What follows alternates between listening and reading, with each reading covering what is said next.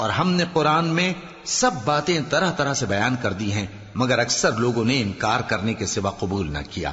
اور کہنے لگے کہ ہم تم پر ایمان نہیں لائیں گے جب تک کہ عجیب و غریب باتیں نہ دکھاؤ، یعنی یا تو ہمارے لیے زمین سے چشمہ جاری کر دو، یا تمہارا کھجوروں اور انگوروں کا کوئی باغ ہو اور اس کے بیچ میں نہریں بہا نکالو، یا جیسا تم کہا کرتے ہو ہم پر آسمان کے ٹکڑے گرا دو، یا اللہ اور فرشتوں کو ہمارے سامنے لے آؤ، یا تمہارا سونے کا گھر ہو، یا تم آسمان پر چڑھ جاؤ اور ہم تمہارے چڑھنے کو بھی نہیں مانیں گے جب تک کہ کوئی کتاب نہ لاؤ جسے ہم پڑھ بھی لیں۔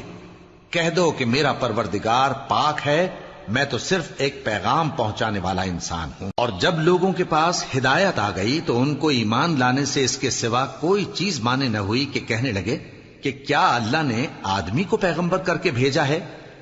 کہہ دو کہ اگر زمین میں فرشتے ہوتے کہ اس میں چلتے پھرتے اور رہتے بستے تو ہم ان کے پاس کسی فرشتے کو پیغمبر بنا کر بھیجتے۔